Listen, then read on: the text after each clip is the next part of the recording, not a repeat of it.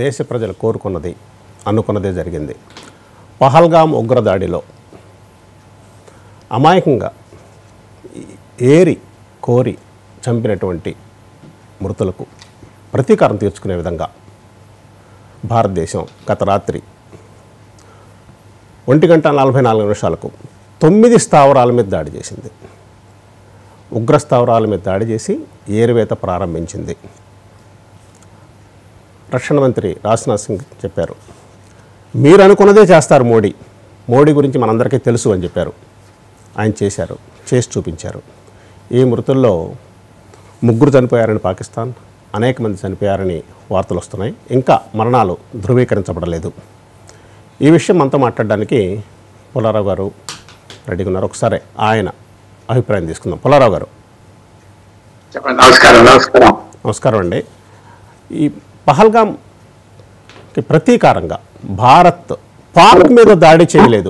Operation Sindoor అని పాక్ మీద దాడి చేయలేదు. పాక్లో ఉన్నటువంటి ఉగ్ర స్థావరాల మీద దాడి చేసింది.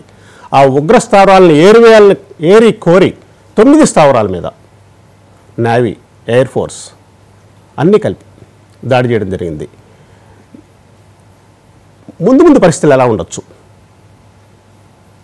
అది చాలా పెద్ద ప్రశ్న అడిగారు. ముందు పరిస్థితులు ఎలా ఉంటాయంటే ఎవరు చెప్పలేరు. భారత ప్రభుత్వం చెప్పలేదు, ఎవరు చెప్పలేరు. ఇప్పుడు కరెక్ట్ నరేంద్ర మోడీ గారు చెప్పింది, ప్రజలు కోరింది ఈవేళ భారతదేశంలో రెవెంజ్ ప్రతీకారం అని తీసుకోవాలి. మళ్ళీ ఏడిపిస్తున్నారు పాకిస్తాన్. కరెక్ట్. పాకిస్తాన్ మనతో సమానమైన దేశం కాదు, మనతో 5వ వంతు కూడా కాదు, 7వ వంతు కూడా కాదు. కానీ పాకిస్తాన్ ఇంకా చైనా ఉన్నది. చైనా లేకపోతే వాళ్ళ ట్యాంకులకి వాటికి పెట్రోల్ కూడా ఉండదు. అలాంటి పరిస్థితిలో మీరు చూసేది ఎలా ఉంటుందంటే ఇప్పుడు ఇవాళ తెలుస్తుంది. తప్పకుండా భారతదేశం చేసింది ఏంటంటే మీరు చెప్పినట్టుగా 9 ఉగ్రవాది సెంటర్ల మీద వాళ్ళ దేశ ఎంటర్ అవ్వకుండా మన విమానాలతో మిసైల్స్తో దూరంగా మన దేశం నుంచి అటాక్ చేశాం. అంతవరకు బాగున్నారు. మా దేశంలోకి మీరు వచ్చారని చెప్పడానికి వీల్లేదు. పాకిస్తాన్కి కూడా ఒక దారి ఇచ్చాం, నువ్వు ఎక్కువగా వెళ్ళొద్దు దీని మీద, నోరు మూసి కూర్చో, దీంతో ఆప్ చేస్తాం, తర్వాత చూద్దాం. 26 మంది 28 మంది చచ్చిపోయారు. కానీ మళ్ళీ మనం దాని గురించి యుద్ధానికి వెళ్ళలేము. ఒక 26 మంది చచ్చిపోయారని యుద్ధానికి వెళ్ళిపోవాలి అది ప్రజలంటే నాలాంటి వాడు వెళ్ళటానికి వీల్లేదు దాని మీద అంటున్నానంటే నా మీద కొద్దిగా విమర్శలు రావచ్చు. ప్రతి విషయానికి యుద్ధానికి వెళ్ళలేము. యుద్ధం స్టార్ట్ అయ్యాక ఆపేది లేదు. యుద్ధం ఈవేళ స్టార్ట్ అయింది అనుకుంటున్నారు, కానీ ఏ రోజు స్టార్ట్ అయింది? ఏప్రిల్ 23. ఎప్పుడైతే మనం ఇండస్ జలాల్ని రానివ్వం, ఒక చుక్క నవ్వం, ఆ రోజు స్టార్ట్ అయింది. ఈవేళ మీకు వినపడింది ఏంటంటే శబ్దం వినపడింది. ఇప్పుడు పాకిస్తాన్ ఎలా రియాక్ట్ అవుతారు, పాకిస్తాన్ ఏం చేస్తారు దాని మీద చాలా ఆధారపడి ఉన్నారు. వాళ్ళకి మనకి 2500 3500 కిలోమీటర్ల బార్డర్ ఉన్నది. హిమాలయాస్ కాశ్మీర్ నుంచి కింద గుజరాత్ సముద్రం సోమనాథ్ వరకు ఉన్నది. ఎక్కడ స్టార్ట్ చేస్తారు? మనం చేసిన చోట కాశ్మీర్లోనే చేస్తారా? కాశ్మీర్ బయటకు వస్తారా? పంజాబ్ మీద అక్కడికి వస్తే అక్కడ సీరియస్ వార్ అయిపోతుంది. ఆల్రెడీ ఎయిర్ ఫోర్స్ అంతా రాజస్థాన్లో ఇవాళ రెడీగా ఎక్సర్సైజెస్ చేస్తున్నారు. అంటే వాళ్ళు ఏమైనా చేస్తే తిరగబడతానే నాకు వెంటనే చేయటానికి ఈవేళ. అదే కాకుండా ఒక మంచి విశేషం ఏంటంటే ఇవాళ దేశం అంతా మాక్ డ్రిల్ అన్నారు. మాక్ డ్రిల్ అంటే ఒక డ్రిల్ సేఫ్టీకి, అది నిజమైన డ్రిల్ అయిపోయింది ఈవేళ. ప్రభుత్వానికి తెలుసు ఇవాళ రాత్రి తెల్లవారుజామున 1:44 మనం ఫస్ట్ అటాక్ ఇస్తామని. ఎలాగుంటుంది? చాలా పెద్ద ప్రశ్న. యుద్ధం ఒకసారి స్టార్ట్ అయ్యాక ఎవరు ఏ ఎస్ట్రాలజరు ఎవరు చెప్పలేరు ఎలా వెళ్తారో, ఆ దారి ఎలా వెళ్తుంది, ఆ నీరు ఎలా వెళ్తుంది. మనం వెయిట్ చేసి చూడాలి. రోజు రోజుకి పెరుగుతుందా, ఆగిపోతుందా? పాకిస్తాన్ రీజనబుల్గా ఉంటుందా? చైనా వెళ్ళే యుద్ధం చేయమే వెనకాల ఉన్నామంటారా, లేకపోతే వద్దు ఈ సమయం బాగోలేదు అని అంటారా? ఎన్నిటి మీద ఆధారపడి ఉంటుంది. దాంతోపాటు మన ప్రభుత్వం కూడా ఇతర దేశాలతో మాట్లాడి మేము లిమిటెడ్ యాక్షన్ తీసుకుంటాం, మొదల తీసుకోకపోతే కుదరదు మాకు అని చెప్పారు, చేశారు. సో వెయిట్ చేద్దాం. ఇప్పుడే తెల్లవారింది పాకిస్తాన్లో, ఇప్పుడు 5-6 గంటల టైం అక్కడ. ఈవేళ అటాక్ చేస్తారా, రేపు చేస్తారా, వాళ్ళ మిసైల్ అటాక్ చేస్తారా? మీరు మర్చిపోదు, వాళ్ళకి విమానాలు ఉన్నాయి, మళ్ళాటి విమానాలు చైనా ఇచ్చారు ఫ్రీ మనం కొనుక్కోవాలి, వాళ్ళకి ఫ్రీ. వాళ్ళకి సబ్మెరీన్స్ ఉన్నాయి, పుల్లారావు గారు. చైనా ఇచ్చారు. పుల్లారావు గారు, చెప్పండి. మనం యుద్ధంలోకి వెళ్ళల, యుద్ధంలోకి ఫోర్స్ చేయబడ్డాం, యుద్ధంలోకి లాగబడ్డాం. ప్రశాంతంగా బతుకుతున్నటువంటి మన పౌరుల్ని రెచ్చగొట్టే విధంగా కాశ్మీర్ మీద ఏరి ప్రశాంతంగా తిరుగుతున్నటువంటి పర్యాటకులను తీసుకొచ్చి మతం పేరుతో చంపి మీరేం చేస్తారో అన్నప్పుడు మనం తిరగబడ్డం అన్నది న్యాచురల్ ప్రక్రియ. చేయకపోతే మన అసమర్థత. అదేవిధంగా భారతదేశం స్పందించింది. 9 స్థావరాల మీద దాడి చేసి మీరు చేసింది వర్క్నే పోదు, we will give it back, మేము వెనక్కిస్తామని చెప్పారు తులసిరెడ్డి గారు. Correct correct. మీరు ఇప్పుడు చెప్పిన మాట కాదన్ను, కానీ మీరు మీతో ఒక చిన్న పాయింట్లో నేను ఒప్పుకోవట్లేదు. యుద్ధం నిన్న స్టార్ట్ అవ్వలేదు, ఏప్రిల్ 22లో స్టార్ట్ అవ్వలేదు. 1947 ఆగస్ట్ 15 మధ్యరాత్రి ఎప్పుడైతే మనకు స్వతంత్రం వచ్చిందో ఆ రోజు నుంచి పాకిస్తాన్ మన మీద యుద్ధం చేస్తున్నారు. 50,000 మంది, 1,00,000 మంది చచ్చిపోయారు భారతీయులు. అన్ని చోట్ల రెచ్చుకొస్తున్నారు. యుద్ధం కంటిన్యూస్గా జరుగుతుంది. 1960లో మీరు ఒప్పందానికి నెహ్రూ గారు కరాచీ వెళ్ళారు.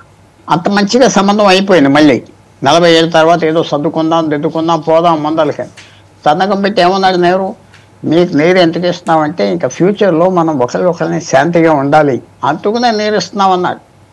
అది మొన్న ఎరగొట్టే పని వచ్చింది. ఎందుకంటే పాకిస్తాన్ ఆ నీరు తీసుకున్నాక ఏం పట్టించుకోకుండా ఇష్టం వచ్చినట్టుగా చేయటం మనం చూసాం. అది పొరపాటు. వాళ్ళు చేసింది 60 తర్వాత కూడా 65 నుంచి యుద్ధం మొదలుపెట్టారు. యుద్ధం ఎప్పుడు పాకిస్తాన్తో ఎండ్ అవ్వలేదు. యుద్ధం జరుగుతూ ఉన్నది, యుద్ధం కంటిన్యూ అవుతుంది. చైనా వెనకాల ఉన్నది. చైనా వెనకాల 62 నుంచి ఉన్నారు పాకిస్తాన్తో, 62 నుంచి. అందువల్ల ఇది యుద్ధం రేపు మాపు ఆగేది లేదు. మనం రివెంజ్ తీసుకున్నాం, వాళ్ళు యాక్షన్ వస్తారు. నేను చెప్పేది ఒక అబ్జర్వర్గా చెప్తున్నా. నా కోరిక ఏంటి, పాకిస్తాన్ చైనా మన దురదృష్టంతో మన నేబర్స్ అవేరు, మన సరిహద్దుల్లో 7,000 కిలోమీటర్ల మీద అలాంటి ఇంత నిత్య దరిద్ర దేశాలు కూర్చున్నారు మనకి. ప్రపంచంలో ఎక్కడ ఎలాంటి 2 దేశాలు లేరు, చైనా పాకిస్తాన్ చరిత్రలో లేరు. అలాంటి వాళ్ళు మన విరోధులు, మనకేం హ్యాపీగా లేదు. కానీ యుద్ధం ఇవాళతో అవ్వదు, ఇంకో 50 సంవత్సరాలు 100 సంవత్సరాలు జరుగుతుంది. అది భారతదేశం ఓపికగా ఉండాలి. రైట్ పుల్లారావు గారు, మీరు చెప్పింది కరెక్ట్. ఎందుకంటే 1947 నుంచి కూడా ఏ రోజు ప్రశాంతంగా లేదు. ఎప్పుడైతే చీలిందో భారతదేశం పాకిస్తాన్గా బ్రిటిష్ వారు మనకిచ్చినటువంటి ఆ సాంప్రదాయం 2 దేశాలుగా చీల్చి డివైడ్ అండ్ రూల్ తగాదా పెట్టి వెళ్ళారు. ఆ తగాదా రావణ కాష్టంలాగా నడుస్తూనే ఉంది, ఈ రోజుకి నడుస్తూనే ఉంది. మీరు కరెక్ట్గా చెప్పారు, యుద్ధం ఆగల. అప్పటి నుంచి ఎప్పటిదాకా ఏదో ఒక రూపంలో యుద్ధం జరుగుతూనే ఉంది. రెచ్చగొట్టడం, అస్థిరపరచడానికి, మనం సాధిస్తున్న అభివృద్ధిని వారు అందుకోలేకపోవటం మనం కారణమని దూషించటం, వారు చేసుకోలేకపోగా ఈరోజు ఇంతకుముందు ఇదే వేదిక మీద వింగ్ కమాండర్ చెప్పారు, అసలు పాకిస్తాన్ అనేది లేకుండా చేస్తే పోతుంది, పాకిస్తాన్ అనేది ముక్కలు ముక్కలుగా చేస్తే పోతుంది. ఇందిరాగాంధీ గారు చేశారు, బంగ్లాదేశ్గా విడగొట్టారు. అలాగే ఇప్పుడు బెలూచిస్తాన్. అర్థం వస్తున్నా, చెప్పండి. బంగ్లాదేశ్ విడదీశారు అని మీరు మంచిది అంటున్నారు 71లో. ఈవేళ నాకు ఎలా కనపడుతుంది, చాలా మందికి విడదీయటం వల్ల ఇంకో శత్రువు వచ్చేది మనకి.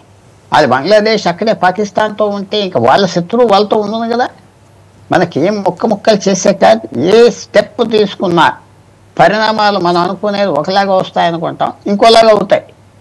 వ్యాపారం అనుకోండి, కెరియర్ అనుకోండి, ఏదైనా అనుకున్నా. ఇవాళ 71లో మన బంగ్లాదేశ్ చీల్చాక ముక్కలుగా చేస్తాం, పాకిస్తాన్ అయిపోయింది అనుకున్నారు కదా.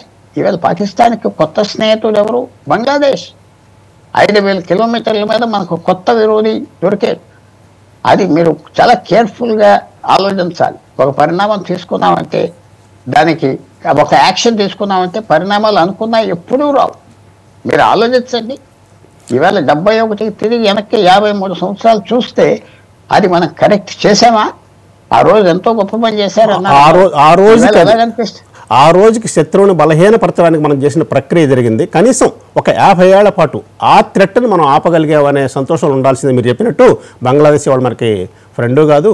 అదేవిధంగా చైనా కూడా పాకిస్తాన్కి సపోర్ట్ చేస్తుందా అనేది ఇప్పుడు మారినటువంటి ప్రపంచ పరిస్థితుల్లో అది పెద్ద క్వశ్చన్ మార్క్. ఇక్కడ తులసిరెడ్డి గారిని తీసుకుందాం. తులసిరెడ్డి గారు, చూడండి, ఇవాళ పొద్దున 1:44 పహల్గామ్కి వ్యతిరేకంగా, ఆ దాడికి వ్యతిరేకంగా మన దేశం సర్జికల్ స్ట్రైక్ అనొచ్చు 9 స్థావరాలని నిర్దిష్టంగా ఎంచుకొని కొట్టింది. మీరు ఈ పరిణామాలను ఎలా చూస్తారు? ఫస్ట్ ఆఫ్ ఆల్ భారత ప్రభుత్వం తీసుకున్నటువంటి ఈ ఉగ్రవాదుల మీద ఏ చర్య తీసుకున్నా కాంగ్రెస్ పార్టీ పరంగా సంపూర్ణ మద్దతు ఇస్తుంది. ఈ విషయంలో భారతీయులందరూ ఒకే మాట మీద ఉండాలి. ఇంట్లో ఇంకా రెండవ మాటకు ఆస్కారమే ఉండకూడదు. That is number 1. ఇక రెండవది, ఇంతకుముందు పుల్లారావు గారు చెప్పినట్లు మనకు గతంలో 4 యుద్ధాలు జరిగినాయి. 48, 65, 71, 99. కాబట్టి భారత్కు ఇది మనం ఉగ్రవాదుల మీద దాడిది, కానీ డెఫినెట్గా వచ్చేసి ఆ ఉగ్రవాదులు ఉండేది ఎక్కడ కాబట్టి దాని డెఫినెట్గా పాకిస్తాన్ మీద అనేటిగా యాక్చువల్గా వచ్చేస్తుంది. ఇక్కడ 4 యుద్ధాలు జరిగినాయి.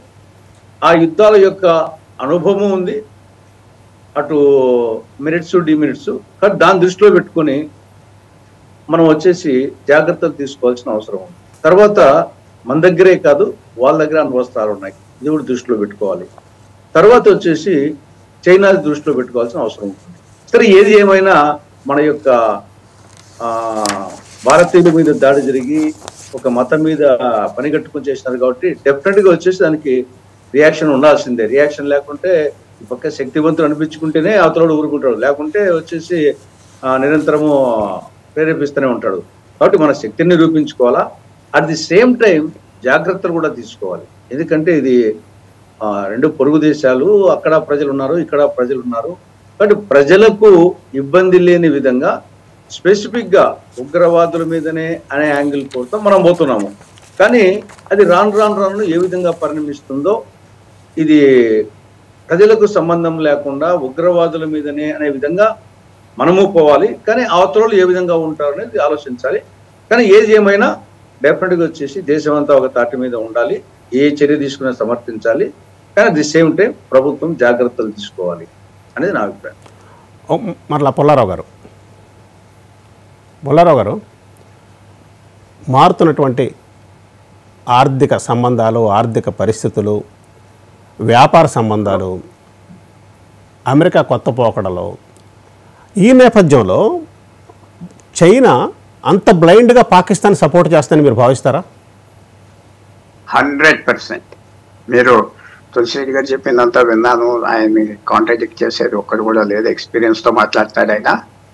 ఒకటి ఏంటంటే చైనా, మీరు చిన్న విషయం పెట్టుకోండి, 62 మొత్తం యుద్ధం చేశారు. 60లో మనం పాకిస్తాన్తో ఒప్పందం పెట్టుకున్నాం, నీరంతా బాగుండాలి. 65 పాకిస్తాన్ మనతో యుద్ధం చేసింది. 65 నుంచి చైనాతో కలిసింది. 65 తర్వాత లదాఖ్లో ఒక ప్రదేశం చైనాకి రాసిచ్చేసింది అగ్రిమెంట్. చైనాకి రాసిచ్చింది లడాక్. ఆ రోజు నుంచి వేళ వరకు చైనానే పాకిస్తాన్ పోషిస్తుంది. వాళ్ళ పోర్టులు డెవలప్ చేస్తుంది, వాళ్ళ రోడ్లు డెవలప్ చేస్తాం. సోలార్ ఎనర్జీ పాకిస్తాన్ మీద ఇవాళ నడుస్తుంది. ఆర్మీకి పూర్తిగా ప్రతి ఎక్విప్మెంట్ చైనా ఇస్తుంది. అమెరికన్స్ ఆప్ చేస్తారు కాబట్టి 2021 నుంచి అంతా చైనా చేస్తుంది. చైనాకి పాకిస్తాన్ లేకపోతే చైనా భారతదేశంతో సమానం కాదు. చైనా ఎంత పెద్ద దేశం అయినా 3500 కిలోమీటర్లు భారతదేశంతో పోరాడలేదు. ఎందుకంటే ఇంకో ఎన్నో చోట్ల అందరితో తగులు ఉన్నాయి. వాళ్ళకి 15 దేశాలతో తగులు ఉన్నాయి. పాకిస్తాన్ వాడుతున్నారు. మనం చైనాతో వ్యాపారం చేస్తున్నాం, బాయ్ అంటున్నాం. తప్పట్లేదు, మనకి తప్పట్లేదు. అట్ ద సేమ్ టైం వాళ్ళు చైనీస్ చరిత్ర కూడా ఇందాక మేము జ్ఞాపకం చేశాను. బంగ్లాదేశ్ 71 అందరూ గింతలేసాం. ఏమైంది? చైనా హిస్టరీలో మీరు జ్ఞాపకం పెట్టుకోండి, 100 సంవత్సరాలు సేమ్ పాలసీ వెళ్తారు. వాళ్ళకి ఈ కమ్యూనిస్ట్ గవర్నమెంట్ 1949లో ఎప్పుడో వచ్చింది చైనాలో. వాళ్ళు చేసేది ఏంటి? గత 500 సంవత్సరాలు ఆ చైనీస్ సమర్థున్నాడు, అది ఎలా చేస్తాడో ఆ పద్ధతే, ఆ పుస్తకాలే, ఆ గుమస్తాలే, ఆ పేషీలే అలా నడుపుతారు. వాళ్ళు భారతదేశానికి 60 సంవత్సరాలు చైనాతో విరోధం అవ్వింది. ఇంకో 100 సంవత్సరాలు చేద్దాం, ఇలాగే అప్పుడప్పుడే అటాక్ చేద్దాం. వాళ్ళు మర్చిపోతారు కదా. మోడీ ఉంటాడా, ఈ గాంధీ ఉంటారా, కాంగ్రెస్ ఉంటుందా, బీజేపీ ఉంటుందా? 100 సంవత్సరాల తర్వాత చైనా ఉంటారు. మనం వేరే విసుకొచ్చి వదిలేస్తాం. అది చైనీస్ అండర్ ఎస్టిమేట్ చేయడానికి వీలు లేదు. అదృష్టంగా ఏంటంటే ఒక 10 సంవత్సరాల నుంచి చైనా యూరోప్కి, చైనా అమెరికాకి, చైనా జపాన్ ఆస్ట్రేలియా ఈ దేశాలకు పసిఫిక్ సముద్రంలో విరోధం వచ్చింది. లేకపోతే మనతో మాట్లాడేవారు కాదు కదా. అమెరికా చైనా కలిసి భారతదేశాన్ని తుక్కబెట్టాలంటే పాకిస్తాన్ వదలాలి, ఉంచాలి అని ఒబామా, హిల్లరీ క్లింటన్ ఓపెన్ గా చెప్పింది మాటే కదా. ఆ రికార్డు అది చూసారు. అదే అక్కడే నా ప్రశ్న ఉందండి. ఇక్కడ మారుతున్న డైనమిక్స్లో ఇప్పుడు సిచ్యువేషన్స్ మారినాయి, ఇంత ముందులాగా లేదు. ఇప్పుడేంటి, ఖచ్చితంగా చైనా మనతో ట్రేడ్ చేసుకోవాలి, లేదా మనం చైనాతో ట్రేడ్ చేసుకోవాలి. చేసుకోవటం వల్ల ఆర్థిక సంబంధం పటిపుష్టం అవుతుంది. అది అయిన సందర్భంలో ఇంత బ్లేటెంట్గా ఇంతకుముందు చేసిన విధంగా ఇప్పుడు మనం చూసాం. బంగ్లాదేశ్ మనకి ఇప్పుడు శత్రు రూపం ఎత్తింది. అట్లాగే చైనా మధ్యవర్తిత్వం ఉండి ఇక చాలు, యుద్ధానికి వెళ్ళొద్దు, మీరు భారత్తో పోటీ పడలేరు, ఇంత ముందులాగా మేము ఓపెన్గా సపోర్ట్కు రాలేం అని చెప్పే అవకాశం లేదంటారా? అస్సలు 1% లేదు. వాళ్ళ తిండి మానుకుంటారు, వాళ్ళ ప్రజాస్వామ్యం లేదు. ఇప్పుడు సరదాగా చెప్తున్నా, అక్కడ మీ మిగతా ప్యానల్స్ పెద్దలు ఉన్నారు. ఒక 5-6 నెలలు భారతదేశంలో యుద్ధానికి వెళ్ళి మీ జీతాలు కాదు, మీ రేషన్ కొద్దిగా తగ్గిస్తాం, ఆ ఫ్రీ బీజ్ మీ మొహాల మీద పడేసి తగ్గిస్తామంటే ప్రజలు ఊరుకుంటారు. ఇక్కడ రోడ్ల మీద వస్తాయి, పోదే అంటారు. అక్కడ చైనాలో ఏం లేదు. వాళ్ళకి తిండి ఉండినా లేకపోయినా నోరు మూసి కూర్చోవాలి, పట్టణాల్లో ఉండటానికి వేయలేదు, పల్లెటూరులకు పొమ్మంటారు. అందువల్ల చైనాకి పాకిస్తాన్ కొలాప్స్ అయితే వాళ్ళు మొత్తం ఫారెన్ పాలసీ కొలాప్స్ అయిపోతుంది.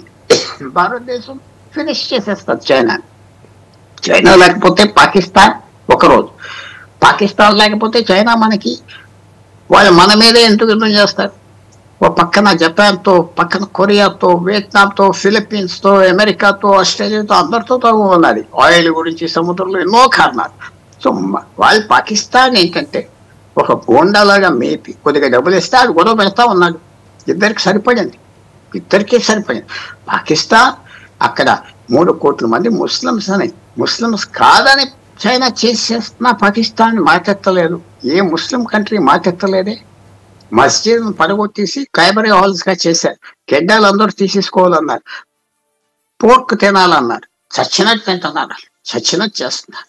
చైనా చేస్తామంటే పాకిస్తాన్ మాట్లాడలేదు. మీ అభిప్రాయం ప్రకారం 100% చైనా పాకిస్తాన్కి సపోర్ట్ చేస్తుంది, కానీ కనీసం మధ్యవర్తిత్వం కూడా చేయదు అని అంటారు. అప్పుడు మనం ఒక బలమైన శత్రువు, పాకిస్తాన్ బలమైన శత్రువు కాదు, చైనాను కూడా శత్రువుగా పరిగణిస్తే యుద్ధం అనేది ఇది ఫస్ట్ స్టెప్. కానీ ఏ దేశానికి కూడా యుద్ధం మంచిది కాదు, ఏ దేశానికి కూడా యుద్ధం హర్షణీయం కాదు. పాకిస్తాన్కి పోయేదేం లేదు, కానీ భారతదేశానికి పోయేది చాలా ఉంది. పాకిస్తాన్ ఆల్రెడీ అడుక్కు తింటుంది. పాకిస్తాన్ మీరు చెప్పినట్టు వారి వెహికల్స్కి ఆయిల్ పోసుకోవడానికి డబ్బులు లేవు. వాళ్ళ ఆయుధాలన్నీ కూడా ఉక్రెయిన్ కమ్మి డబ్బు చేసుకున్నారు. వాళ్ళ దగ్గరే ఉంది పోవటానికి. కానీ మనం చాలా నష్టపోతాం. శ్రీనివాస్ గారు, ఒక యుద్ధం అన్నది హర్షణీయం కాదు. ఇటువంటి పరిస్థితిలో ఏం చేస్తే బెటర్ అంటారు? సార్, మీకు మన పెంటపాటి పుల్లారావు గారికి, తులసిరెడ్డి గారికి, అదేవిధంగా మహాన్యూస్ ప్రేక్షకులకి నమస్కారాలు. ఈరోజు యుద్ధం మనం కోరుకుంది కాదు, ఇవాళే కదా. మన పుల్లారావు గారు చెప్పినట్టుగా 1947 నుంచి కూడా పాకిస్తాను మనమే యుద్ధం చేస్తుంది. ఇది కొన్ని లక్షల మంది చనిపోయారు. మరి నిజంగా ప్రభుత్వాలు కూడా ఆ రోజున్న ప్రభుత్వాలు కూడా పాకిస్తాన్ మీద ఇంత పెద్ద ఎత్తున చర్యలు తీసుకునేటువంటి పరిస్థితులు అయితే లేవని కూడా మనం చెప్పుకోవచ్చు అన్నమాట. అయితే ఇవాళ మోడీ గారిని డైరెక్ట్గా ఉగ్రవాదులు ఛాలెంజ్ చేశారు. 26 మందిని పిట్టలను కాల్చినట్టుగా కాల్చి అమాయకుల్ని అది మోడీ గారికి చెప్పుకో అని చెప్పారు. అంటే మేము మిమ్మల్ని కాలుస్తున్నాము, మోడీ గారి కోసం మిమ్మల్ని కాలుస్తున్నాము, మీరు అమాయకులని తెలుసు, అయినా కూడా పర్యాటకులను కాల్చారనేది స్వయంగా ఉగ్రవాదులే మోడీ గారిని టార్గెట్ చేసి మోడీకి చెప్పుకొని మీకు దిక్కుంటే అని చెప్పారన్నమాట. అంటే పాకిస్తాన్లో ఉన్నటువంటి రక్షణ మంత్రి కానీ, అక్కడ ఉన్నటువంటి ఆర్మీ చీఫ్ కానీ దేశం మీద ఒక ఇండియాకి ఒక వార్నింగ్స్ ఇచ్చినటువంటి పరిస్థితులు మనం చూసామన్నమాట. వాళ్ళే రెచ్చగొట్టారు. ఆర్మీ చీఫ్ చేసినటువంటి ప్రసంగమే దీని అంతటికి మూల కారణం. ఆయన ఏమన్నా అంటే పాకిస్తాను ఇప్పుడు పాక్ ఆర్మీ పిఓకే ఏదైతే ఉందో, పిఓకే అనేది మనకి జీవనాడి, దాని మీద అన్ని హక్కులు మనకున్నాయి, దానికోసం ఎంత స్థాయికైనా మేము పోరాడతాము. ఆ రోజు జిన్నా గారు కూడా అదే చెప్పారని కూడా జిన్నాను కూడా కోట్ చేశారన్నమాట. అయితే నిన్న ఐక్యరాజ్య సమితిలో కూడా భారతదేశం మీద ఎలిగేషన్స్ పెడితే ఐక్యరాజ్య సమితి కూడా చివాట్లు పెట్టింది. అయితే అక్కడ ఇందాక మీరు చెప్పినట్టుగా చైనా అక్కడ సైలెంట్గా ఉంది. నిన్న ఐక్యరాజ్య సమితిలో డిస్కషన్ జరిగినప్పుడు పాకిస్తాన్ ఇండియా మీద ఎలిగేషన్స్ పెట్టినప్పుడు, మా మీద దాడులు చేస్తున్నది అన్నప్పుడు, లేదు లష్కర్ తోయిబా ఇవన్నీ కూడా మీ పాకిస్తాన్లో ఉన్నాయి, ఇవన్నీ కూడా మీరు చేసి ఇండియా మీద మీరు ఎలిగేషన్లు పెడుతున్నారు. మీరు ఇండియాతో జాగ్రత్తగా ఉండండి, సఖ్యతగా ఉండండి, మీరు పిచ్చి వేషాలు వేయొద్దని చెప్పేసి నిన్న ఐక్యరాజ్య సమితిలో మీటింగ్లో స్పెషల్ మీటింగ్ అంటే ప్రత్యేకించి పాకిస్తాన్ కోరింది. ఇది వ్యాలిడ్ పాయింట్ అండి మీరు చెప్పింది. దీని మీద పుల్లారావు పాకిస్తాన్ ప్రత్యేకంగా కోరితే ప్రత్యేకంగా కోరినందువల్ల ఐక్యరాజ్య సమితి ఒక సమావేశం ఏర్పాటు చేసింది. ఇది పుల్లారావు గారిని అడుగుదాం. పుల్లారావు గారు, మన శ్రీనివాస్ గారు చెప్పారు ఐక్యరాజ్య సమితిలో కూడా ఏకాకి చేయబడింది, మీరు జాగ్రత్తగా సంయమనంగా వ్యవహరించండి, తప్పు మీ దగ్గర ఉందని ఇండైరెక్ట్గా చెప్పడం జరిగింది. అప్పుడు చైనా మౌనంగా ఉంది. మౌనంగా అది వ్యూహాత్మక మౌనమా లేదా మౌనమా? అది స్ట్రాటజిక్ గా మౌనం మాట్లాడకుండా భారతదేశంతో తగ్గవద్దు, ఎవరితో చేసే పని చేస్తున్నారు. చైనా యుద్ధానికి వెళ్ళొద్దు అని పాకిస్తాన్కి మాట అంటే అక్కడే ఆగిపోతారు. వాళ్ళు టైం కరెక్ట్ కాదు, ఆగమని చెప్తున్నారు. చైనా కనుక నేను పాకిస్తాన్ని అలాగంటే మనం ఇప్పుడు ఈ ట్రేడ్ వార్ అమెరికా దిగేరు అందరూ ఓపెన్ గా అయిపోతాం చైనాకి వ్యతిరేకం. అది తెలుసు. రష్యా కూడా రోల్ ఉన్నది దీంట్లో. పుతిన్ చైనాతో చెప్తున్నాడు భారతదేశాన్ని మీరు మర్చిపోవద్దు.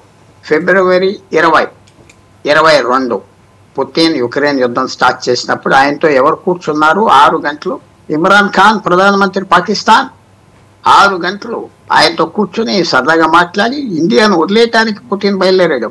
పాకిస్తాన్ సపోర్ట్ చేద్దాం. అప్పుడు ఇండియా సపోర్ట్ చేసింది కాబట్టి పూర్తిగా వచ్చాడు. రష్యా కూడా ప్రెషర్ తీసుకొస్తుంది చైనా మీద. ఈ విషయంలో మీరు ఓపెన్ గా కలవ చేసుకుంటే భారతదేశం అమెరికా యూరప్ పక్కన వెళ్ళిపోతుంది. వద్దు, అవన్నీ జరుగుతున్నాయి, వెనకాలు జరుగుతాయి, తెరెనకాలు జరుగుతాయి, బయటికి రావు. కానీ ఇది టెంపరీ. వాళ్ళు చేసే సాయం చేస్తా, మనుషులు ఇస్తారు, డబ్బు ఇస్తారు, అన్ని చూస్తున్నారు కదా. ఈవేళ పాకిస్తాన్ చేయబోయే యాక్షన్ బట్టి మనకు తెలుస్తుంది. వాళ్ళు సీరియస్ యాక్షన్ తీసుకున్నారంటే చైనా గో హెడ్ అని కనుగొట్టి, ఏదో ప్రెస్టీజిక్ యాక్షన్ తీసుకున్నారంటే చైనా ఆగు, సమయం మంచిది కాదు అని చెప్తాను. అది మనకి ఇవాళ తెలిసిపోతుంది, ఇవాళ సాయంకాలం లోపల తెలిసిపోతుంది. కానీ చైనా పాకిస్తాన్ని వదలదు, పోనివ్వదు. బలూచిస్తాన్ పూర్తిగా ఆక్రమించింది చైనా. బలూచిస్తాన్ మీకు అందరికి తెలిసిందే, 45% ఏరియా పాకిస్తాన్, 4% జనం. అక్కడ ఉన్న గ్యాసు, పెట్రోలు, మినరల్స్ ఎక్కడ లేవు ప్రపంచంలో. రేర్ మినరల్స్ అవన్నీ ఉన్నాయని చైనా పట్టుకుపోతుంది. హార్బర్ కట్టింది, పెద్ద హార్బర్ గవాదార్లో. ఇవన్నీ ఉండగా చైనా వదలదు. పాకిస్తాన్ చైనాకి అతి ముఖ్యం. పాకిస్తాన్ కనుక కొలాప్స్ అయిపోతే చైనాకి సెట్ బ్యాక్, చాలా పెద్ద సెట్ బ్యాక్ వస్తుంది. సో రాబోయే రోజుల్లో మీరు చూస్తారు కదా, వార్ స్టార్ట్ అవ్వాక అందరికి తెలిసింది ఏ పక్కన వెళ్తారు ఆ వర్షం, ఆ ప్రళయం ఎవరికి తెలియదు. సో మనం చూద్దాం 24 గంటల్లో అది ఎంతవరకు సిగ్నల్ వచ్చింది, చైనా ఎంతవరకు ఆగమన్నది. Limited response. కానీ ఈ యుద్ధం పాకిస్తాన్ చైనాతో రేపు ఆగేది లేదు. ఇంకా 50 సంవత్సరాల, 30 సంవత్సరాల, 100 సంవత్సరాల జరుగుతూ ఉంటుంది. వెలిగా ఏదో తేలే వరకు. భారతదేశానికి ఓపిక కావాలి, బలం కావాలి. ఇప్పుడు లాస్ట్ మాట చెప్తున్నా, మనం పహల్గామ్ ఫెయిల్ అయిపోయాడు కదా మన దేశం. తర్వాత మీకు ఇంకోటి కూడా జ్ఞాపకం చేస్తా. మీరు ఫిబ్రవరి 23 60 రోజుల క్రితం పాకిస్తాన్తో క్రికెట్ ఆడి కలిసి మెలిసి తిరిగి అన్ని చేసి ఎలా సీరియస్ మొహం ఏమున్నది భారతదేశానికి? పాకిస్తాన్ మన ఏర్పిస్తున్నప్పుడు ఏ సంబంధం పెట్టుకోకూడదు, సీరియస్గా పోవాలి. ఆధార్ కార్డ్స్ అన్ని తీసేయాలి, కొత్త ఆధార్ కార్డ్స్ తేవాలి. అదేం లేదే. అది మీరు చాలా లోటు కనపడుతున్నా. నాలాంటి వాళ్ళు కొంచెం లోటు చూపెడుతున్నాం అంటే మంచికి చూపెడుతున్నాం. చాలా లోట్లు ఉన్నాయి. ఇది ఒక గండం. కేర్ఫుల్గా మనం దాటి వెళ్ళిపోవాలి. ఓకే అండి. తులసిరెడ్డి గారు ఇప్పుడు ముక్కు ఉన్నంత వరకు పరిచయం ఉంటుంది అన్నట్లు పాకిస్తాన్కు ఇది మనం వచ్చేసి ఇది గతంలో 4 యుద్ధాలు జరిగినాయి, సర్జికల్ స్ట్రైక్స్ జరిగినాయి, అప్పుడప్పుడు జరుగుతున్నాయి, ఇప్పుడు జరుగుతుంది, భవిష్యత్తులో జరుగుతుంది. దానికి వచ్చేసి నిరంతరం అప్రమత్తంగా ఉండి దాన్ని కాపాడుకోవడమే తప్ప ఇప్పటికి ఇదేదో ఫస్ట్ టైం వచ్చినట్టుగా ఇంతటితో ఆగిపోయేది కూడా ఏం కాదు. దీన్ని కాపాడుకోవాలా, భవిష్యత్తును కూడా దృష్టిలో పెట్టుకొని మనం యాక్షన్ తీసుకోవచ్చు. నిరంతరం అప్రమత్తంగా ఉండాల్సిందే. సరే, ఇక్కడ మనం ఇప్పుడు వాళ్ళు మామూలు సైనిక యుద్ధంలో మనం తట్టుకోలేరు. సైనిక యుద్ధానికి చైనా వచ్చేసేసి వాళ్ళ సైన్యాన్ని పంపించేది. కానీ ఇక్కడ గతానికి ఇప్పటికి గత 4 యుద్ధాలకు దీనికి తేడా వచ్చేసి అణ్వస్త్రాలు మన దగ్గర ఉన్నాయి, వాళ్ళ దగ్గర ఉన్నాయి. కాబట్టి ఈ అణ్వస్త్రాల వల్ల అనేది దృష్టిలో పెట్టుకోవాలి. జనరల్గా మన సైనికులు వాళ్ళ సైనికులు కొట్లాడుకునేది తక్కువ ఉంటుంది ఈసారి. కాబట్టి మన అణు ఇంధన కర్మాగారాలు, మన సైనిక స్థావరాలు, మన చమురుశుద్ధి కర్మాగారాలు, మన జలాశయాలు, ఇవన్నీ వాటి మీద టార్గెట్ చేస్తారు వాళ్ళు. కాబట్టి సైన్యం సంబంధం లేకుండా అణ్వస్త్రాలతో టార్గెట్ చేసే విధంగా చేసినప్పుడు ఏ విధంగా కాపాడుకోవాలా, ఏ విధంగా వచ్చేసి రక్షించుకోవాలా అనే యాంగిల్లో కూడా మనం ఆలోచించాల్సిన అవసరం ఉంది. లేకుంటే విపరీతమైనటువంటి నష్టాలు జరిగే అవకాశం ఉంటుంది. కాబట్టి మనం ఆ కోణంలో మనం అటాక్ చేస్తూనే ఉగ్రవాద స్థావరాల మీద మన యొక్క స్ట్రాటజిక్ పాయింట్స్ వచ్చేసి మనం రక్షించుకునే విధంగా వాళ్ళు ఒకవేళ చెప్పిన దాడులు చేస్తే అనేది ఆ యాంగిల్లో కూడా ఆలోచించాల్సిన అవసరం. కానీ ఒక్క విషయం మాత్రం నిజమండి, మనం ఈ కౌంటర్ అటాక్ చేయటం వల్ల ప్రతి ఒక్క భారతీయుడు సంతోషంగా ఫీల్ అవుతున్నాడు. ఎందుకంటే మన మీద జరిగినటువంటి అనైతికమైన హేయమైన ఆ చర్య ఆ పహల్గామ్లో చేసిన దానికి ప్రతి ఒక్కరు కోరుకుంది ఇదే. కాకపోతే ఫుల్ స్కేల్ వార్గా వెళ్లకుండా దాన్ని ఎట్లా కంట్రోల్ చేయొచ్చు, ఎట్లా పాకిస్తాన్ని కట్టడి చేయవచ్చు, ఎట్లా చైనాని న్యూట్రలైజ్ చేయవచ్చు అన్నది ఆపరేషన్ సింధూర్. సమయం మంగళవారం అర్ధరాత్రి 1:44 ప్రధాన లక్ష్యం పహల్గామ్ ఉగ్రదాడికి ప్రతీకారం. ఆపరేషన్లో పాల్గొన్న బలాబలాలు భారత ఆర్మీ, ఎయిర్ ఫోర్స్, నేవీ. దాడి చేసిన ప్రాంతాలు పిఓకే, పాకిస్తాన్లోని ఉగ్రస్థావరాలు. మొత్తం లక్ష్యాలు 9 ఉగ్రస్థావరాలు. టార్గెట్ 1 బహవల్పూర్, పాకిస్తాన్ లోపల 100 కిలోమీటర్స్. మసూద్ అజార్ నేతృత్వంలోని జైషే మహమ్మద్ స్థావరం ధ్వంసం. ఇక్కడ మనం గమనించాల్సింది ఏంటంటే, ఎక్కడైతే టార్గెట్ చేశారో మన ఆర్మీ, ఎక్కడ టార్గెట్ చేశారో ఆ టార్గెట్ చేసినటువంటి స్థావరాలన్నీ కూడా ఐక్యరాజ్య సమితిలో ఉగ్రస్థావరాలుగా పేర్కొనబడినవి. ఉగ్రస్థావరాలుగా పేర్కొనబడ్డ స్థావరాలనే ధ్వంసం చేయడం ద్వారా భారతదేశం తెలియజేసింది ఏంటంటే, మేము యుద్ధం చేస్తున్నది ఉగ్రవాదం మీద, అమాయకులైన పౌరుల మీద కాదు అనేది చాలా స్పష్టంగా ఈ దాడుల ద్వారా తెలియజేశారు. టార్గెట్ 2 మరిడ్కో, పాకిస్తాన్ లోపల 30 కిలోమీటర్లు. లష్కర్-ఏ తోయిబా హెడ్ క్వార్టర్స్ని ధ్వంసం చేయడం జరిగింది. టార్గెట్ 3 గులేపూర్, పాకిస్తాన్ లోపల 35 కిలోమీటర్లు. ఉగ్ర శిక్షణ శిబిరం ధ్వంసం అయింది. టార్గెట్ 4 నవాయ్ క్యాంప్, పాకిస్తాన్ లోపల 30 కిలోమీటర్లు. ఉగ్రవాదుల కోసం ఏర్పాటు చేసుకున్న లాజిస్టిక్స్ బేస్ మొత్తం కూల్చివేయడం జరిగింది. టార్గెట్ 5 బెలాల్ క్యాంప్, ముఖ్యమైన ఉగ్రవాదుల సమావేశ స్థలం కూడా ధ్వంసం చేశారు. టార్గెట్ 6 కోట్లీ క్యాంప్, పాకిస్తాన్ లోపల 15 కిలోమీటర్లు. సరిహద్దు చొరబాట్లకు శిక్షణ కేంద్రాన్ని కూడా ధ్వంసం చేయడం జరిగింది. టార్గెట్ 7 బర్నాలా క్యాంప్, పాకిస్తాన్ లోపల 10 కిలోమీటర్లు.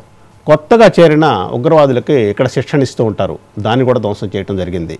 టార్గెట్ 8 నర్జల్ క్యాంప్, పాకిస్తాన్ లోపల 8 కిలోమీటర్లు. కమాండ్ అండ్ కంట్రోల్ సెంటర్, ఇక్కడి నుంచి వాళ్ళ ఆపరేషన్స్ అన్ని కంట్రోల్ చేస్తారు, దాన్ని కూడా ధ్వంసం చేయడం జరిగింది. టార్గెట్ 9 మహమూనా క్యాంప్, పాకిస్తాన్ లోపల 15 కిలోమీటర్లు.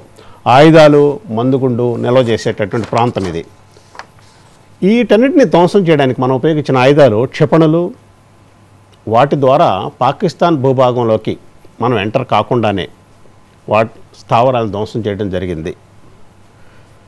ఈ దాడుల్లో ముఖ్యంగా పాల్గొన్నది General Anil Chauhan, Chief of defence Staff, General Upendra Dwivedi, Chief of Army Staff, Admiral Dinesh Tripathi, Chief of the National Staff, Air Chief Marshal AP Singh, Chief of Air Staff. ఇది స్థూలంగా జరిగినటువంటి దాడి వివరాలు. ఇప్పుడు మళ్ళీ మన గెస్టుల దగ్గరికి వెళ్తే,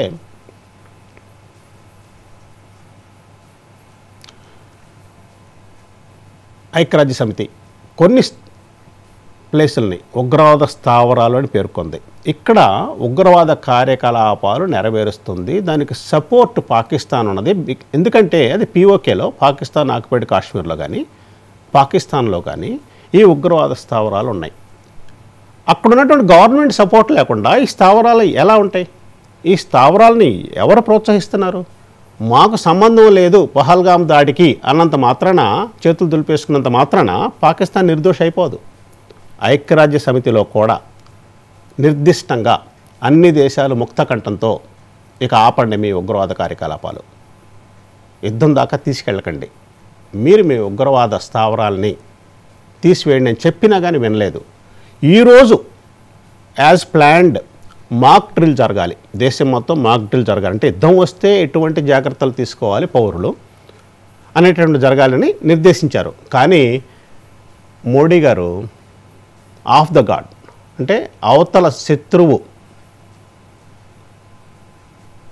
ఎదురు చూడని సమయంలో కొట్టడం ద్వారా ఇంకోసారి ప్రూవ్ చేశారు, మేము మిమ్మల్ని ఏ రోజైనా ఏ క్షణమైనా కొట్టగలమని చెప్పేసి. దీని ద్వారా క్లియర్ సంకేతం కూడా పంపించారు, మేము చూస్తూ ఊరుకోం. ప్రపంచ దేశాల మద్దతు కూడగట్టడం ఒకటి, ప్రపంచ దేశాలన్నీ కూడా మనల్ని వేలెత్తి చూపకుండా చేయటం ఒకటి. అది జయశంకర్ గారు మోడీ గారు చేసినటువంటి దౌత్య నీతి. తులసిరెడ్డి గారు.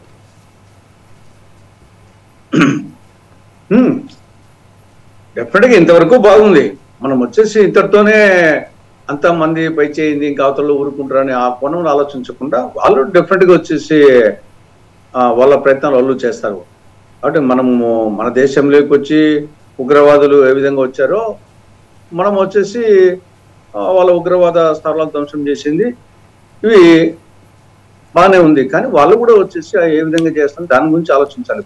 మనం అంతటితో ఏదో మనం చేసామని చేసి అప్రహెండ్ అయినామనే యాంగిల్ తోనే మనం ఉండకుండా కోర్స్ అప్రమత్తం ఉంటారనుకోండి. చూడాలి. ఇప్పుడు వచ్చేసి మనకు ఐక్యరాజ్య సమితిలో పైకి చెప్పేది ఒకటి ఉంటుంది, రెండవది వచ్చేసి ఈ అమెరికా కానీ చైనా కానీ వాళ్ళకు ఇండైరెక్ట్ గా లోపల వచ్చేసి భారతదేశం మీద ఈర్ష్య ఉంది. భారతదేశం కూడా దగ్గర మన స్థాయికి దగ్గర వస్తా ఉంది అనేది ఒకటి లోపల వాళ్ళకు పైకి చెప్పకుండా, కానీ చైనాకు ఈవెన్ అమెరికా కూడా ఆ ఈర్ష్య అనేది పాకిస్తాన్తో ఈర్ష్య ఉండదు. వాళ్ళకి వచ్చేసి వాళ్ళు వాళ్ళ లెవెల్లో ఊహించుకోవడం లేదు. కానీ భారత్ను వచ్చేసి కొంచెం ఊహించుకుంటారు కాబట్టి ఆ ఈర్ష్య అనేది ఇండైరెక్ట్ గా పనిచేస్తూ ఉంటుంది. ఇది ఒక యాంగిల్. తర్వాత ఇస్లామిక్ దేశాలు, పాకిస్తాన్ ఆర్థికంగా అనేక ఇబ్బందులు ఉండేది, అన్ని విధాలుగా వాస్తవమే.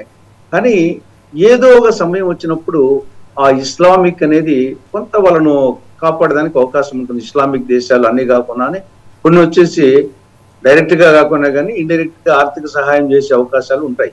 కాబట్టి మనం వచ్చేసి ఏదో పాకిస్తాన్ మనతో కంపేర్ చేస్తే చాలా చాలా చాలా వీక్, ఒకరు తట్టుకోలేదు అనే యాంగిల్ ఆలోచించదు. గతంలో 4 యుద్ధాలు చేశాయి కాబట్టి కొంత లాంగ్ స్టాండింగ్ యుద్ధానికి ఆ పక్క నుండి మనం వచ్చేసి వన్ సైడ్ ఉండదు అనేది మనం దృష్టిలో పెట్టుకోవాలి. వన్ సైడ్ వార్ మాత్రం ఉండదు. అంత ఈజీగా వచ్చేసి మనము పాకిస్తాన్ అండర్ ఎస్టిమేట్ చేసే విధంలో అది ఉండదని నేను అనుకోవడం. ఎప్పుడు వార్ అనేది వన్ సైడ్ కాదండి. వార్ ఎప్పుడు రెండు పక్కలు ఉంటుంది. ఎందుకంటే పాకిస్తాన్కి తనకు బలమైన సపోర్ట్ చైనా ఉంది అనే భావన లేకపోతే ఇంతకు తెగించేది కాదు, ఈ స్థాయికి వచ్చేది కాదు. ఇక్కడ ఉన్నటువంటి పరిస్థితుల్లో ఎంతవరకు అది వాస్తవ రూపం దాలుస్తుంది అనేదే ఒక ప్రశ్న. శ్రీనివాసరావు గారు.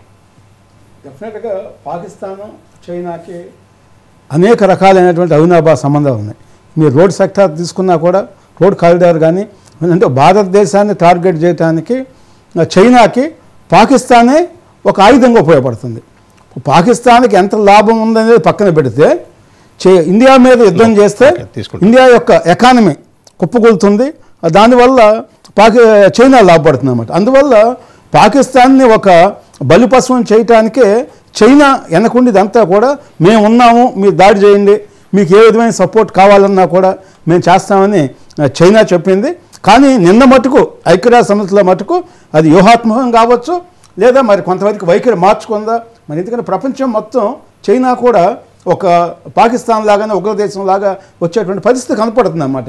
ఈరోజు పాకిస్తాన్కి అవుట్ రైట్గా చైనా సపోర్ట్ చేస్తే మటుకు ప్రపంచవ్యాప్తంగా చైనా మీద కూడా పూర్తి స్థాయిలో ఒక వ్యతిరేకత వస్తుంది. ఎందుకంటే పాకిస్తాన్ అనేది ఉగ్రదేశం. ఒక ఉగ్రదేశం మీద అటాక్ చేయటం అనేది భారతదేశం మీద అనేక సార్లు పాకిస్తాను అకారణంగా అటాక్ చేయటం, కొన్ని లక్షల మందిని చంపటం ఎందుకు చేస్తాం. అంతేకాదు ఆ కొన్నటువంటి మైనారిటీలు కూడా మరి కొన్ని లక్షల మంది ఉంటే, సపోజ్ లక్షల మంది ఉంటే అది 5% కూడా లేకుండా చేశారు. అంటే అక్కడ మైనారిటీస్ కూడా ఎవరికి కూడా రక్షణ లేని పరిస్థితి మనం చూస్తాం. ఇంకొక విషయం చెప్తున్నాం మీకు, అంటే భారతదేశంలో ఉన్నటువంటి మరి 140 కోట్ల మంది ప్రధానమంత్రి గారికి, అదేవిధంగా త్రివిధ దళాలు మరి వాళ్ళ ఆర్మీస్ కానీ, అదేవిధంగా నేవీకి కానీ వీరందరికీ కూడా మరి సంపూర్ణ మద్దతుగా ఉన్నారు. అయితే దురదృష్టం రాజకీయ పార్టీలు నిన్న సిపిఎం మీటింగ్ అక్కడ తర్వాత వెళ్దామండి. అంటే ఉగ్రవాదుల మీద దాడి జరిగినప్పుడు వాళ్ళ ఇల్లు ధ్వంసం చేయకూడదని చెప్తున్నారు. పార్టీలకి తర్వాత వెళ్దాం. ఇప్పుడు జరుగుతున్నటువంటి లేటెస్ట్ ఏంటంటే ఉగ్రవాదుల మీద, ఉగ్రవాద శిబిరాల మీద జరిగినటువంటి దాడుల్లో 80 నుంచి 90 మంది ఉగ్రవాదులు మరణించారు అనేది లేటెస్ట్ వార్త. ఆ 80 నుంచి 90 మంది మరణించడం అన్నది అసలు ఉగ్రవాదులు ఎంతమంది ఉన్నారు, ఎన్ని శిబిరాలు ధ్వంసం చేశారు, టోటల్గా ఈ ఎక్కడెక్కడ టార్గెట్ చేసి ఏ విధంగా ధ్వంసం చేశారు, ఇంకెన్ని ధ్వంసం చేయాలి అనేది సాయంత్రానికి ఒక క్లారిటీ వస్తుంది. 10 గంటలకు ఇప్పుడు మన భారత మిలిటరీ విభాగం ఇచ్చేటటువంటి ప్రెస్ నోట్లో ఇవన్నీ వెలుగులోకి వస్తాయి. కాకపోతే ఇక్కడ మనం ఆలోచించవలసింది ఏంటంటే, ఒక దాడి ఇంతటితో ఆగుతుందా, ఎక్కడ దాకా వెళుతుంది, ఎక్కడ దాకా వెళితే ఇప్పుడు ఇందాక తులసిరెడ్డి గారు చెప్పారు, ఈ దాడి ఎక్కడితో ఆగేది కాదు. ఇది అణ్వాయుధాలు, వాళ్ళ దగ్గర అణ్వాయుధాలు ఉన్నాయి, మన దగ్గర అణ్వాయుధాలు ఉన్నాయి.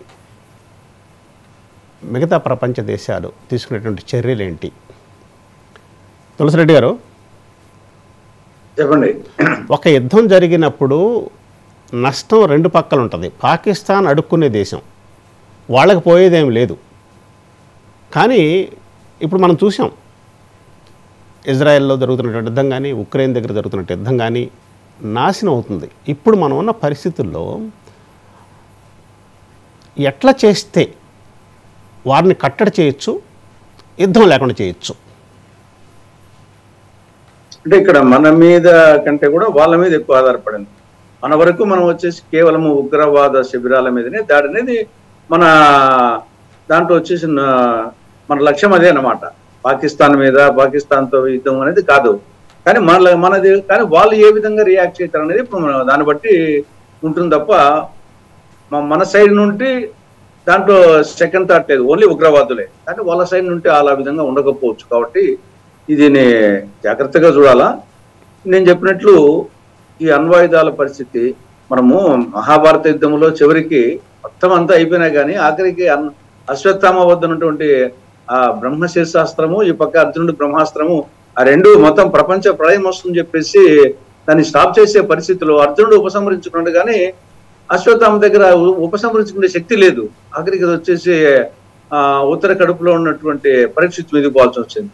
కాబట్టి ఇది మన మెయిన్ సమస్య వచ్చేసి మనము కంట్రోల్ చేసుకునే పరిస్థితిలో ఉన్నాం. కానీ పాకిస్తాన్ వచ్చేసి ఆయుధం ఉంది, కానీ అది ఒక కిరాయి దేశం అయిపోయింది. వచ్చేసి వాళ్ళకు ఇప్పుడు కొందరు కిరాయి హంతకులు డబ్బులు ఇచ్చేసి ఇంకోటి ఉంటే ఏ విధంగా చంపిస్తుంటారో ఆ విధంగా వచ్చేసి ఆ పాత్ర పోషిస్తూ ఉంది. కాబట్టి మనము అన్ని కోణాల్లో ఆలోచించాలా. మనం వచ్చేసి మన సైడే కాకుండా ఆ సైడ్ నుండి ఉన్నాయి, ఎత్తుకు పై ఎత్తు చదరంగంలో 4 ఎత్తులు వేసినట్టు జాగ్రత్తగా దీన్ని వేస్తూ ఉంటారు. కానీ జస్ట్ మనము కూడా చెప్పాల్సిన అవసరం ఉంది. కాబట్టి మనము ఆయుధాలు ఉన్నాయి కాబట్టి అణ్వాయుధాలు, అశ్వత్థామ ఒకటే అందరూ అయిపోయినారు. కానీ ఆ అశ్వత్థామ ఒకటి ఏం చేశాడు, ఆ బ్రహ్మశీర్షాస్త్రం ఉంది కాబట్టి ఆ సమస్య వచ్చింది. ఏం లేదు. ఇప్పుడు ఆయుధం అన్నది సేన్ పర్సన్, ఇన్సేన్ పర్సన్, పిచ్చివాడి చేతిలో రాయిలాగానేమో పాకిస్తాన్ దగ్గర ఉంది. ఎప్పుడు ఉపయోగించాలి, ఎప్పుడు ఉపయోగించకూడదు అనేటటువంటి వాళ్ళ ఆ సెన్స్ లేకుండా ఒక ఎమోషన్తో వాళ్ళు దాడి చేస్తే చాలా ప్రమాదం జరుగుద్ది. కానీ దానికి వెళ్ళబోయే ముందు ఇప్పుడు ఢిల్లీ బ్యూరో శిరీష్ లైవ్లో ఉన్నారు. Shirish, what is the latest? Shivaram Prasad గారు, ఇప్పుడే కన్ఫర్మేషన్ న్యూస్ ఏంటంటే సార్ రీసౌండ్ వస్తుంది, ప్లీజ్ కంటిన్యూ. ఇప్పుడు ఒక కన్ఫర్మేషన్ న్యూస్ రావడం జరిగింది. ఏంటంటే ఏదైతే రాత్రి జరిపిన ఉగ్రవాద స్థావరాలపై రాత్రి ఏదైతే దాడులు జరిపారో దాడుల్లో దాదాపుగా 80 నుంచి 90 మంది ఉగ్రవాదులు చనిపోయారని చెప్పేసి ప్రస్తుతం సమాచారం కూడా అందుతుంది. ముఖ్యంగా ఈ ఆపరేషన్ సింధూర్ అనేది నిన్న సాయంత్రమే ప్రారంభమైంది. ఎందుకంటే పాకిస్తాన్కు సంబంధించిన ఏజెన్సీస్ నిన్న రాత్రి ఒక ట్వీట్ అనేది కూడా చేయడం జరిగింది. భారతదేశానికి సంబంధించిన కొన్ని యుద్ధ విమానాలు స్కద్ అనే ఏరియా పైన కూడా ఎగురుతూ ఇక్కడ నిఘా అనేది కూడా నిర్వహించి వెనక్కి వెళ్ళిపోయాయి. దాదాపు 40 నిమిషాల పాటు నిఘా అనేది కూడా నిర్వహించాయి అని చెప్పేసి వాళ్ళు ఒక ట్వీట్ అనేది కూడా చేయడం జరిగింది. తీరా చూస్తే రాత్రి 1 గంట 44 నిమిషాలకి ఆపరేషన్ సక్సెస్, జస్టిస్ డన్ అని చెప్పేసి ఒక మెసేజ్ అనేది కూడా ఇండియన్ హెడ్ క్వార్టర్స్కు అందింది. అంటే జస్టిస్ డన్ అంటే న్యాయం చేశాం. అయితే ముఖ్యంగా ఈ ఆపరేషన్ సింధూర్ అని చెప్పేసి పేరు పెట్టడానికి ఒక కారణం ఏంటంటే పహల్గాంలో దాదాపు 26 మంది అమాయకులైన టూరిస్టులపైన దాడులు చేశారు. అందులో ఆడవాళ్ళ యొక్క సింధూరం అంటే నుదుటి ఉన్న బొట్టును చేర్చే ప్రయత్నాన్ని తీవ్రవాదులు చేశారు. దానికి ప్రతీకారంగా అదే పేరును ఈ ఆపరేషన్కు నిర్వహించడం కూడా జరిగింది. ఆపరేషన్ కోడ్ వచ్చేసి 8+8 అని చెప్పేసి ఆపరేషన్ కోడ్ అనేది కూడా పెట్టి దాన్ని విజయవంతంగా నిర్వహించారు. ఆపరేషన్ ప్రారంభమైన దగ్గర నుంచి ఆపరేషన్ పూర్తయ్యేంత వరకు కూడా ప్రధాని Narendra Modi, national security adviser Ajit Doval, chief of defence staff, అదేవిధంగా త్రివిధ దళాధిపతులు ముగ్గురు కూడా వార్ కంట్రోల్ రూమ్లో ఉండి పరిస్థితి మొత్తాన్ని కూడా సమీక్షించడం కూడా జరిగింది. సేఫ్గా ఇండియన్కి సంబంధించిన ఫ్లైట్లు ఏవైతే ఉన్నాయో, ముఖ్యంగా అందరూ కూడా ఇటీవల కాలంలో పెద్ద ఎత్తున విమర్శలు ఎక్కుపెట్టిన రాఫెల్ యుద్ధ విమానాలంటివి ఈరోజు టెర్రరిస్టులను ధ్వంసం చేశాయి. నరేంద్ర మోడీ బీహార్లోని ఎలక్షన్ ర్యాలీలో చేసిన కామెంట్ కనుక మనం చూసినట్లయితే తీవ్రవాదులను మట్టిలో కలుపుతానన్నాడు. అంటే అదేవిధంగా ఏదైతే దాదాపు 9 లొకేషన్స్ ఏవైతే ఉన్నాయో ఈ 9 లొకేషన్స్లో ఉన్న 90కి పైగా ఉగ్రవాదుల్ని నిజంగానే మట్టిలో కలిపిన పరిస్థితి. ఎందుకంటే ఆ ఉగ్రవాద స్థావరాలన్నీ కూడా లోపల పెద్ద ఎత్తున బంకర్స్ అన్నిటి కూడా ఉన్నాయి. ఆ బంకర్లను ఛేదించే విధంగా హ్యామర్ అనే మిసైల్స్ని వాడడం కూడా జరిగింది. ఈ హ్యామర్ అనే మిసైల్స్ యొక్క ప్రత్యేకత ఏంటంటే అది ఎంత దృఢమైన బంకర్ అయినా కూడా ఛేదించుకొని లోపల విధ్వంసానికి కూడా సృష్టించగలుగుతుంది. అంటే ఇజ్రాయెల్కు సంబంధించిన టెక్నాలజీ ఉన్న ఈ హ్యామర్స్ను రాఫెల్ యుద్ధ విమానాలకు ఉపయోగించి రాఫెల్ యుద్ధ విమానాల ద్వారా పాకిస్తాన్కు సంబంధించిన టెర్రరిస్ట్ క్యాంపులను విధ్వంసం కూడా చేయడం జరిగింది. దాంతోపాటుగా ముఖ్యంగా అడ్వాన్స్డ్ డ్రోన్స్ను కూడా ఇందులో వాడినట్లుగా కూడా సమాచారం. ఈ నేపథ్యంలో కనుక చూసినట్లయితే 9 టార్గెట్స్ అనేవి కూడా హిట్ అయ్యాయి. 9 టార్గెట్స్ అనేది కనుక చూసినట్లయితే భారతదేశ సరిహద్దు నుంచి బవాల్పూర్ అనేది 100 కిలోమీటర్ల దూరం ఉంటుంది. ఇది పాకిస్తాన్ భూభాగంలో ఉంటుంది. ఇక్కడ ఉన్న టెర్రరిస్ట్ క్యాంపులను కూడా ధ్వంసం చేయడం కూడా జరిగింది. అదేవిధంగా ముర్కిద్ అనే ఏరియా ఉంటుంది. ముర్కిద్ ఏరియాలో కూడా టెర్రరిస్ట్ క్యాంప్స్ అనేవి కూడా ఉన్నాయి. ఇవి భారత సరిహద్దు నుంచి 30 కిలోమీటర్ల దూరంలో ఉన్నాయి. అదేవిధంగా గుల్పూర్ అనే ఏరియాలో టెర్రరిస్ట్ క్యాంప్స్ ఉన్నాయి. ఇక్కడ కూడా ఇవి కూడా 35 కిలోమీటర్ల దూరంలో ఉన్నాయి. దాంతోపాటుగా సవాల్ క్యాంప్ అనేది ఉంది. ఇది భారత సరిహద్దు నుంచి 30 కిలోమీటర్ల దూరంలో ఉంది. అదేవిధంగా బిలాల్ క్యాంప్ అనేది కూడా ఉంది. ఈ డిస్టెన్స్ అనేది కూడా పూర్తిగా స్పెసిఫై చేయలేదు ఎంత దూరం ఉంది అనేది కూడా. అదేవిధంగా కోలీ క్యాంప్ అనేది ఉంది. ఇది కేవలం 15 కిలోమీటర్ల దూరం మాత్రమే సరిహద్దు రేఖ వెంబడి ఉంది. అదేవిధంగా బర్నాలా క్యాంప్ అనేది ఉంది. ఇది కేవలం 10 కిలోమీటర్ల దూరంలో మాత్రమే ఉంది. అదేవిధంగా సర్జాల్ క్యాంప్ అనేది ఉంది. ఇది 8 కిలోమీటర్ల దూరంలో ఉంది. మెహూనా క్యాంప్ అనేది ఉంది. ఇది కేవలం 15 కిలోమీటర్ల దూరంలో ఉంది. అంటే పాకిస్తాన్ ఆక్యుపైడ్ కేంద్రంగా, పాకిస్తాన్ పిఓకే కేంద్రంగా ఉన్న టెర్రరిస్ట్ క్యాంప్స్ ఏవైతే ఉన్నాయో వాటన్నింటినీ కూడా ఇందులో ధ్వంసం చేసినట్లుగా కూడా సమాచారం కూడా అందుతోంది. ఇందులో కనుక చూసినట్లయితే చాలా వరకు కూడా పెద్ద ఎత్తున పాకిస్తాన్ వైపు నుంచి నష్టం అనేది కూడా జరిగింది. ముఖ్యంగా ఈ బవాల్పూర్లోని గవర్నమెంట్ హాస్పిటల్ దగ్గర పెద్ద ఎత్తున అంబులెన్సు, అదేవిధంగా అక్కడ జనాల యొక్క హడావిడి, కొంతమంది అక్కడ లోకల్స్ యొక్క అరణ్య రోదనలు ఇవన్నీ కూడా చాలా స్పష్టంగా కూడా కనిపిస్తూ కొన్ని వీడియోలు అన్నిటి కూడా అక్కడ ఉన్న జనాలు కూడా పోస్ట్ చేయడం కూడా జరిగింది. సో ఇప్పటివరకు అందుతున్న సమాచారం ప్రకారం 80 నుంచి 90 మంది ఉగ్రవాదులు మరణించారనేది అఫీషియల్ కన్ఫర్మేషన్. అయితే ఇంకా ఈ సంఖ్య అనేది కూడా మరింతగా పెరిగే అవకాశం కూడా ఉంది. ఎందుకంటే సరైన సమయం చూసి వాళ్ళపైన ఈ అనూహ్యమైన దాడులంటి కూడా నిర్వహించారు. రైట్ శరీష్. ఇప్పుడు కృష్ణారెడ్డి గారు, డాక్టర్ కృష్ణారెడ్డి ఆర్మీ వెటరన్ లైన్లో ఉన్నారు. ఒకసారి వారి అభిప్రాయం తీసుకుందాం. కృష్ణారెడ్డి గారు. నమస్కారం అండి. Thank you for taking me on line. So మీకు అందరు తెలుసు, మనం లాస్ట్ 12 రోజుల నుంచి మన ఛానల్లో కూడా డిస్కషన్ చేస్తూ ఉన్నాం, ప్లానింగ్స్ చెప్తూ ఉన్నాం. అండ్ నిన్న కూడా ఒక టీవీ ఛానల్లో నేను చెప్పడం జరిగింది, 2 రోజుల్లో పాకిస్తాన్ ఏదో కవింపు చర్య లేదా మనల్ని రెచ్చగొట్టేటటువంటి చర్య తీసుకోబోతుంది అని చెప్పడం జరిగింది.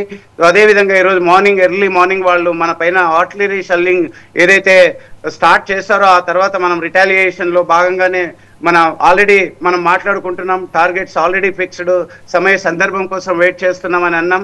వాళ్ళు ఒక అవకాశాన్ని ఇచ్చారు, మనకి సమయాన్ని ఇచ్చారు కనుక ఈరోజు మనము కరెక్ట్గా ఇంతకుముందు ఎవరైతే ఛానల్లో మాట్లాడుతున్నారో 8 to 9 ప్లేసెస్ని అటాక్ చేయడం జరిగింది. అండ్ మిజైల్ ఎగ్జాక్ట్లీ ఏదైతే ఉందో మనము దాన్ని డిస్క్లోజ్ చేయలేదు, కానీ ఏదైతే చాలా ఎఫెక్టివ్గా పనిచేయటం జరిగింది. అండ్ అట్లాగే బర్నాల క్యాంప్ ఏదైతే ఉందో ఫస్ట్ టార్గెట్ చేశారు.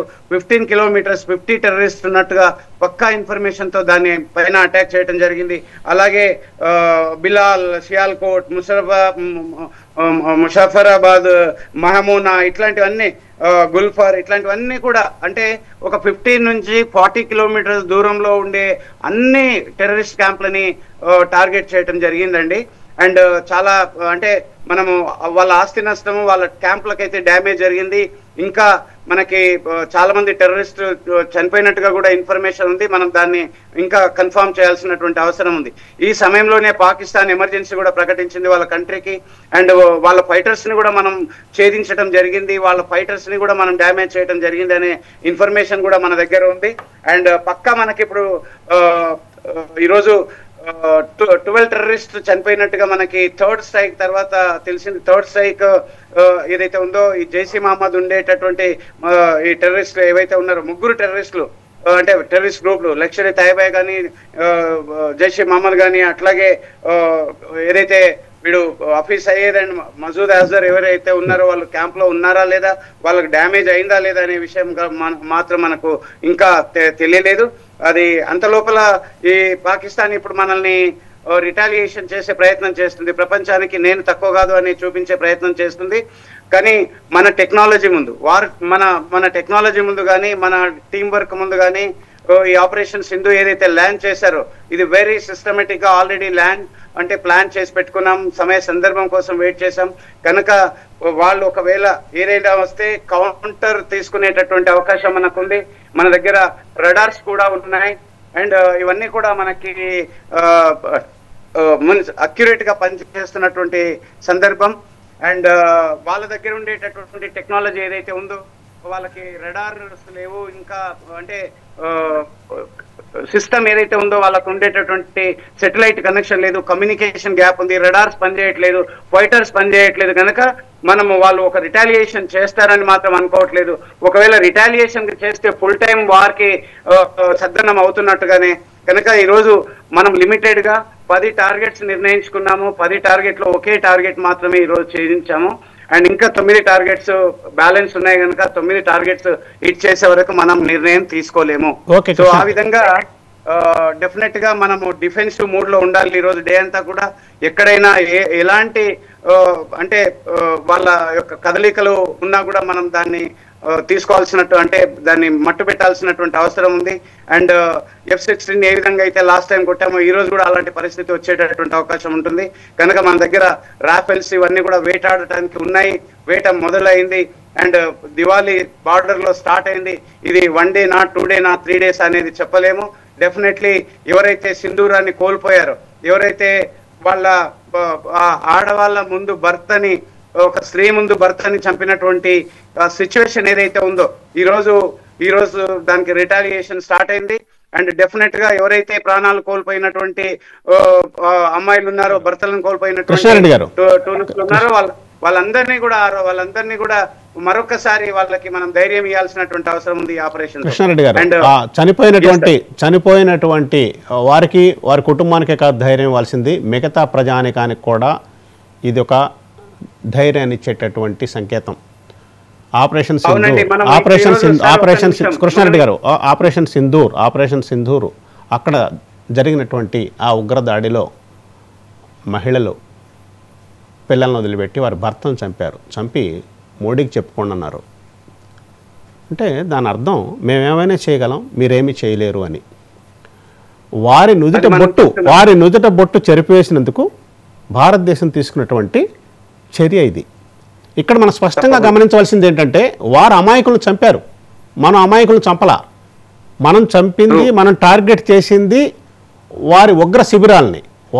వారు ఎక్కడైతే ఉగ్ర శిబిరాలు ఉన్నాయో, ఎక్కడైతే వారు కార్యకలాపాలు ఎక్కడి నుంచి అయితే వారు నిర్వహిస్తున్నారో అటువంటి శిబిరాలను టార్గెట్ చేసి ఛేదించడం జరిగింది.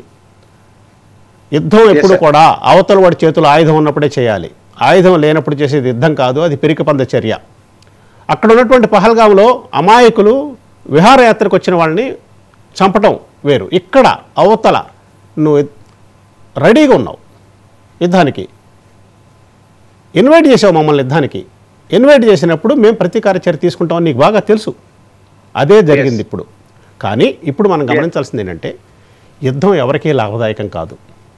యుద్ధం వల్ల ఎవరో గెలిచేది ఓడిపోయేది ఉండదు, ఎక్కువగా నష్టపోయేదే ఉంటుంది. ఈ నష్టం ఫుల్ స్కేల్ వార్ లాగా వెళ్లకుండా మిగతా దేశాలు కూడా పాకిస్తాన్ నువ్వు చేసిన తప్పు ఇంతటితో ఆగు అని చెప్పినప్పుడు వారి బుర్రలోకి కొంచెం విఘ్నత ప్రవేశపెట్టినప్పుడు ఈ వార్ ఇంతటితో ఆగాలని, వారికి తగిన గుణపాఠం ప్రపంచ దేశాలు కూడా చెప్పాలని కోరుకుంటూ లేటెస్ట్ డెవలప్మెంట్ ఏం జరుగుతున్నాయో చూస్తూనే ఉందాం. అప్పటి వరకు సెలవు. నమస్కారం.